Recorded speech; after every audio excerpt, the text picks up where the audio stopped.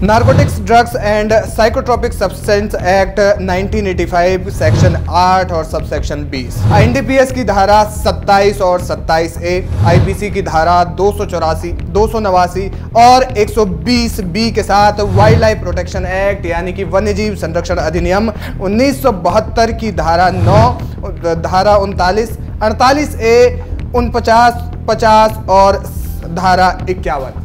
ये वो धाराएं हैं जो यूट्यूबर एल्विश यादव पर लगाई गई हैं रेव पार्टी मामले में। रेव पार्टी मामले में नवंबर 2023 के बाद से पुलिस इस मामले में जांच पड़ताल कर रही थी और उसके बाद से अब एल्विश यादव को गिरफ्तार करके कोर्ट में पेश किया गया, जिसके बाद कोर्ट ने उन्हें 14 दिनों की न्यायिक हिरासत में भेज दिया है। क्या है ये केस, पूरा जानेंगे और इससे कितनी मुश्किलें 26 साल के यूट्यूबर एल्विश यादव की बढ़ सकती है, वो पूरी जानकारी आपको बताएंगे। सबसे पहले तो आपको बता देते हैं कि नवंबर 2023 में नोएडा सेक्टर 51 के एक बैंक्वेट हॉल में रेव पार्टी आयोजित की गई थी। इसी रेव पार्टी का एक वीडियो भी सामने आया था, जिसमें एल्विश यादव अपने गले में सांपों को घुमाते हुए एक जो उनका वीडियो था वो वायरल हुआ था। इस मामले में पुलिस ने जांच पड़ताल की और पाया कि एल्विश यादव समेत अन्य लोग भी इसमें सांपों का जहर जो है इस रेव पार्टी में मुहैया करवाया गया था। पुलिस ने इस दौरान बैंक्वेट हॉल में जब छापेमारी की तो 5 लोगों को गिरफ्तार किया और इसके साथ ही एल्विश यादव से पूछताछ भी की। हालांकि इस मामले में जब पुलिस ने सारे सबूत इकट्ठा किए, सांपों को इकट्ठा किया, जिसमें से कि कुल 9 सांप पुलिस ने बरामद किए थे, जिसमें से 5 कोबरा, 1 अजगर और 2 मुंहे सांप थे। इसके अलावा एक रेड स्नेक इसमें बरामद किया गया था और इसके साथ ही सांप का जो जहर है वो भी बरामद किया था। पुलिस ने जब इन्हें टेस्ट के लिए भेजा तो टेस्ट में सही पाया गया। कोबरा का जहर जो है वो रेव पार्टी में इस्तेमाल किया गया था। पुलिस ने इस दौरान कुछ आरोपियों को गिरफ्तार किया, जिसमें उन्होंने एल्विश यादव का नाम लिया। आपको बता दें कि पुलिस ने इस मामले में जानकारी देते हुए बताया कि एल्विश यादव की पार्टियों में बदरपुर से सांप लाए जाते थे। वहीं आरोपी राहुल ने पुलिस को बताया कि वो रेव पार्टी में सांप और जहर का इंतजाम करता था और जैसी डिमांड होती थी उसी के अनुसार सपेरे से लेकर ट्रेनर और बाकी चीजें प्रोवाइड करता था। वो इसे दिल्ली के बदरपुर के पास से एक गांव से लाता था। इसे सपेरों का गढ़ भी माना जाता है। यहां ध्यान देने वाली बात यह है कि इसमें 4 सपेरे पुलिस ने गिरफ्तार किए हैं। अब इस मामले में जो धाराएं एल्विश यादव पर लगाई गई है उनका क्या महत्व है। सबसे पहले तो एनडीपीएस एक नॉन बेलेबल धारा है। अगर इसके अंतर्गत किसी भी कोई भी आरोपी सिद्ध होता है तो इसमें बेल मिलने के चांसेस थोड़े से कम हैं।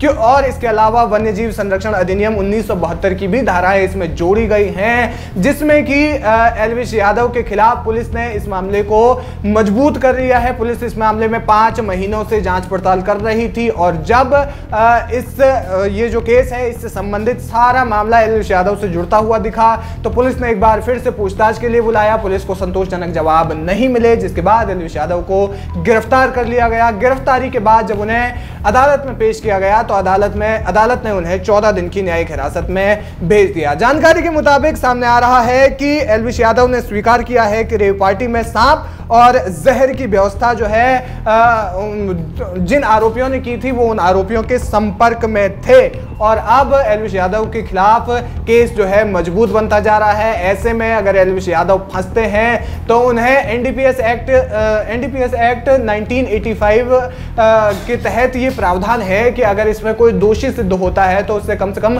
10 साल की सजा होती है। इसके अलावा इसमें वन्यजीव संरक्षण अधिनियम की धारा भी जोड़ी गई है।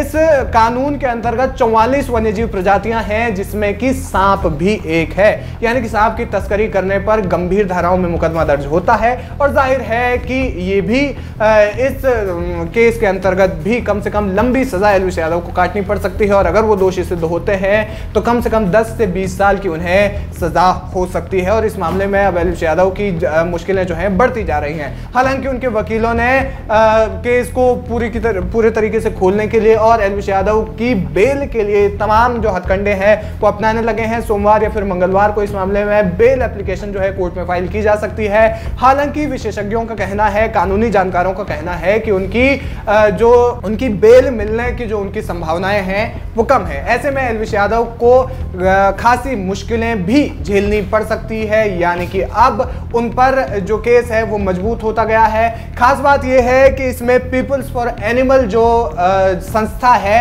एक जो एनजीओ है जो मेनका गांधी चलाती है, बीजेपी सांसद, उस संस्था का इसमें बहुत बड़ा हाथ है एल्विश यादव को गिरफ्तार करवाने में। यानी कि पुलिस ने अब केस मजबूत कर लिया है। अब जो है एल्विश यादव की मुश्किलें बढ़ने वाली हैं। जानकारी के मुताबिक एल्विश यादव की एक रात जो जेल में गुजरी, उन्हें 3 कंबल दी गई और उसके साथ ही जेल का खाना उन्हें दी गया, जिसमें कि वो रात भर करवटें बदलते हुए जो है उनकी जानकारी सामने आई है इस तरीके से।